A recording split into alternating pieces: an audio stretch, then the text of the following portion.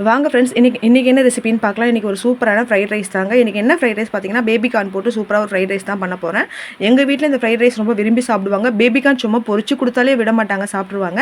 இன்றைக்கி நான் அதை தான் செய்ய போகிறேன். அதுக்கு ஃபஸ்ட்டு பார்த்தீங்கன்னா, பாஸ்மதி ரைஸ் பார்த்தீங்கன்னா நல்லா தண்ணி கொதிக்க வச்சு ஒரு 3/4 வேக்காடு வேக வச்சு எடுத்து ஒரு ஆற வச்சுருங்க. இந்த பக்கம் பேபிகார்ன் பொடியாக கட் பண்ணி நான் ஆல்ரெடி சிக்கன் மசாலா எப்படி ரெடி பண்ணலான்னு சொன்னேன் இல்லைங்களா, 65 செய்யறதுக்கு அந்த மசாலாவே போட்டு கொஞ்சம் இஞ்சி பூண்டு பேஸ்ட் உப்பு போட்டு நல்லா ஊற வச்சுட்டேன். அந்த மசாலா வேணால் நான் எண்டு கார்டில் கொடுக்குறேன், கண்டிப்பாக பார்த்து ட்ரை பண்ணிக்கோங்க. ஈஸியாக இருக்கும். அந்த மாவு நீங்கள் ரெடி பண்ணி வச்சிட்டிங்கனாக்கா உங்களுக்கு தேவைன்றப்ப நீங்கள் யூஸ் பண்ணிக்கலாம். இது வந்து நான் முட்டைலாம் சேர்க்காம அந்த மாவு மட்டுமே போட்டுட்டு இஞ்சி பூண்டு பேஸ்ட் போட்டு நல்லா ஊற வச்சதுனால எனக்கு சூப்பராகவே பொரிஞ்சு வந்திருக்கீங்க பாருங்கள். மாவெல்லாம் பிரியவே இல்லை. நல்லா இதையும் பொரிச்சு ஒரு ஓரமாக எடுத்து உதுத்து வச்சுக்கலாம். சாதமும் ஒரு பக்கம் நம்ம வடித்து ஆற வச்சிடலாம். இப்போ காயின்னு பார்த்தீங்கன்னாக்கா நான் போட போகிறது கேரட்டு, பீன்ஸு, குடமிளகா, வெங்காயம், பெரிய வெங்காயம், அப்புறம் கருவேப்பிலை, கொத்தமல்லி, புதினா தான். நான் கோஸ் இன்றைக்கி ஆட் பண்ணலை. கொஞ்சம் கிளைமேட் ஒரு மாதிரி இருக்கிறதால கோல்ட் ஆகிடுன்றதுக்காக போடலை. அப்புறம் ஒரு லெமன் எடுத்து வச்சுருக்கேன்.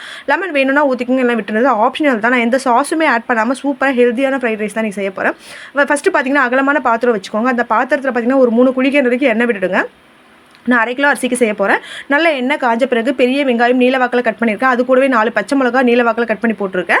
நான் பச்சை மிளகா மட்டும்தான், எந்த மிளகாய் தூளும் ஆட் பண்ண போகிறது கிடையாது. இஞ்சி பூண்டு பேஸ்ட் போட்டு இந்த வெங்காயம், பச்சை மிளகா, இஞ்சி பூண்டு பேஸ்ட்டில் நல்லா வதக்கிறேங்க. நல்லா வதங்கின பிறகு கேரட் பீன்ஸ் போட்டு ஒரு 1/2 வேக்காடு வேகட்டும். அதுவும் ஃபுல்லாக வேகலைன்னா நல்லா இருக்காது இல்லைங்களா. 1/2 வேக்காடு வேகட்டும். வெந்த பிறகு குடமிளகா, அப்புறம் பார்த்திங்கன்னா கருவேப்பிலை, கொத்தமல்லி, புதினா இதெல்லாம் போட்டு வதக்கிக்கோங்க. குடமிளகா உங்களுக்கு ரொம்ப வேக தேவையில்லை. அது நம்மளுக்கு பல்லில் கடிப்பட சொல்ல நல்லா தான் இருக்கும். அப்புறமா பொரிச்சு வச்சிருக்க பேபிகார்னையும் ஆட் பண்ணிக்கோங்க. பேபிகார்ன் பார்க்க சொல்லவே சூப்பராக இருக்குது பாருங்கள், நல்லா இருக்குது. அந்த மசாலாவை நீங்கள் ட்ரை பண்ணி பாருங்கள், அவ்வளோ டேஸ்ட்டாக இருக்கும். வீட்லேயே சூப்பரான ஒரு 65 மசாலா நம்ம ரெடி பண்ணிடலாம். உங்களுக்கு வேணும்னா நீங்கள் எக் ஆட் பண்ணிக்கோங்க. எனக்கு தேவைப்படாது, அதனால் நான் எக் ஆட் பண்ணலை. எக் ஆட் பண்ணாமலே நல்லா பைண்ட் ஆகி தான் வந்தது.